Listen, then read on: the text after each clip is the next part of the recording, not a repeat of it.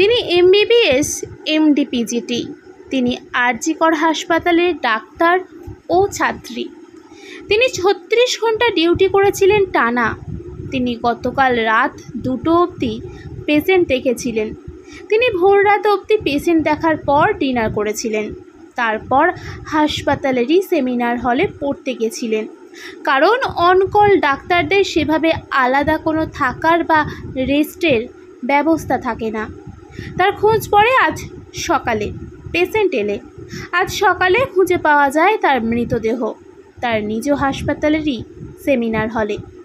তার শরীরে আঘাতের চিহ্ন, শরীরের নিচের অংশের পোশাক খোলা, বডি ঝুলন্ত। তিনি নিজের হাসপাতালেই চিকিৎসার অবস্থায় ধর্ষিত হয়ে খুন হলেন। তিনি সুইসাইড করেছিলেন বলে চাউর করা হলো প্রথমে। সহ ডাক্তার বন্ধুরা ব্যাপারটা নিয়ে জল ঘোলা না করলে এটাই সত্যি বলে জানা যেত। তিনি বাবা মায়ের একমাত্র কন্যা। তিনি রাত 11টায় মাকে ফোন করে বলেছিলেন, তোমরা এবার খেয়ে নাও। বাবা মা নিশ্চয়ই ভেবেছিলেন আজ রাতটুকু মেয়ে আমার নিরাপদ, কারণ সে নিজ হাসপাতালেই অন ডিউটি রয়েছে। ক্ষণিকের জন্য হয়তো ভুলে গিয়েছিলেন যে মেয়েরা কোথাও সেফ নয়, কোথাও নয়। আরও হাজার একটা মেয়ে এই ঘটনায় ভয় পাবে।